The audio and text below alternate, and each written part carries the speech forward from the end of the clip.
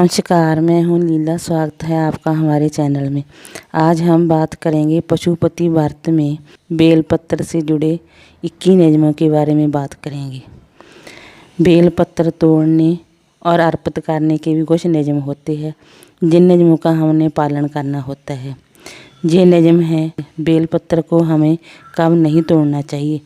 बेलपत्र को कभी भी चतुर्थी, नवमी, अष्टमी, द्वादशी, चतुर्दशी, अमावस्या, पूर्णिमा, संक्रांति और सोमवार को दोपहर के समय बेलपत्र नहीं तोड़ने चाहिए। सोमवार शिव का प्रिय दिवस होता है, इसलिए इस दिन एक दिन पूर्व का तोड़ा हुआ बेलपत्र पूजा में उपयोग में लाना चाहिए।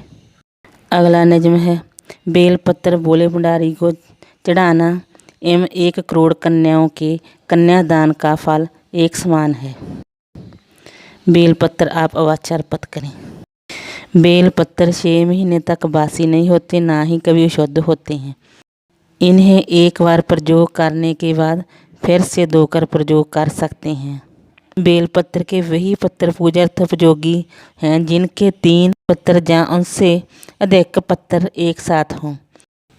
त्रिसंख्या से न्यून पत्ती वाला बेलपत्र पूजन के योग्य नहीं होता। त्रिसंख्या से कम पत्ती वाला बेलपत्र शिवलिंग पर नहीं अर्पित किया जाता। बेलपत्र अर्पित करने के पूर्व बेलपत्र की डंडी की गांठ को तोड़ देना चाहिए। अगला नियम, बेलपत्र चिकनी ओर से अर्पित करना चाहिए। बेलपत्र की संख्या में विषम संख्या का ही विधान शास्त्र में सम्मत है। अगला नियम, बेलपत्र अर्पित कैसे करें। पहली और लास्ट उंगली को छोड़कर मध्यम और अनामिका और अंगूठे की मदद से आप बेलपत्र अर्पित करें। अगला नियम, बेलपत्र आप कैसे उतारें। बेलपत्र आप तर्जनी और अंगूठे की मदद से बेलपत्र उतार सकते हैं। अगर आपको सोमवार के दिन बेलपत्र चाहिए तो आप एक दिन पहले तोड़ कर रखें। बेलपत्र आप गीले कपड़े में लपेट कर रखें क्योंकि आजकल बेलपत्र सूख जाते हैं।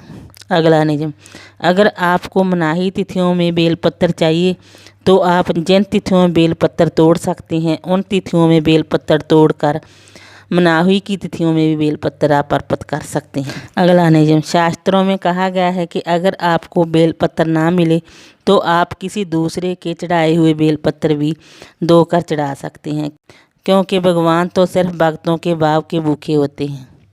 अगला नियम, बेलपत्र शिव जी को बहुत ही प्रिय है, इसलिए टहनी तोड़कर इसे बर्बाद ना करें। यदि आप इसके पत्तों को तोड़कर बर्बाद करते हैं तो बेलपत्र चढ़ाकर मिलने वाला पुण्य नष्ट हो जाता है। अगला नियम, बेलपत्र तोड़ने से पहले और बाद में वृक्ष को मन ही मन में प्रणाम करें। अगला नियम, सूर्य अस्त के बाद बेलपत्र ना तोड़ें, हो सके तो खंडित बेलपत्र भी ना चढ़ाएं। अगला नियम, बेलपत्र 3 से लेकर 11 दलों तक के होते हैं। जितने अधिक पत्र होंगे उतने ही उत्तम माने जाते हैं। हालांकि 3 पत्ती वाले बेलपत्र आसानी से मिल जाते हैं। इनमें अधिक दल वाले बेलपत्र मिलना दुर्लभ होता है। अगला नियम, शिवलिंग पर दूसरे के चढ़ाए हुए बेलपत्र की अपेक्षा या अनादर ना करें। भगवान शिव जी को बेलपत्र अर्पित करने के साथ साथ जल की धारा अवश्य अर्पित करें। ध्यान रहे कि पत्तियां कटी फटी नहीं होनी चाहिए। बेलपत्र में चक्कर और वजन नहीं होने चाहिए। अगर बेलपत्र ना हो तो बेल के वृक्ष के दर्शन मात्र से ही पाप नष्ट हो जाते हैं। अगर किसी मनोकामना और संकल्प के निमित्त आप बेलपत्र चढ़ाते हैं तो प्रतिदिन समान की संख्या में या वृद्धि के कर्म की संख्या में शिवलिंग पर चढ़ाना चाहिए। अधिक संख्या के पश्चात कम संख्या भी नहीं चढ़ाना चाहिए। 8, अगर आपको 108 बेलपत्र ना मिले तो चांदी का बेलपत्र अर्पित कर सकते हैं। अगर चांदी का बेलपत्र ना ले सकें और 108 बेलपत्र वृक्ष के ना मिले तो आप मानसिक रूप से भी भगवान को बेलपत्र अर्पित कर सकते हैं। ऐसे भी अर्पित किए हुए बेलपत्र भगवान शिव जी भोलेनाथ जी स्वीकार करते हैं। आप ऐसे भी बेलपत्र अर्पित कर सकते हैं। शिवलिंग पर बेलपत्र से पूजन करने पर दरिद्रता दूर होती है और सौभाग्य का उदय होता है, इसलिए शिवलिंग पर बेलपत्र अवश्य अर्पित करें।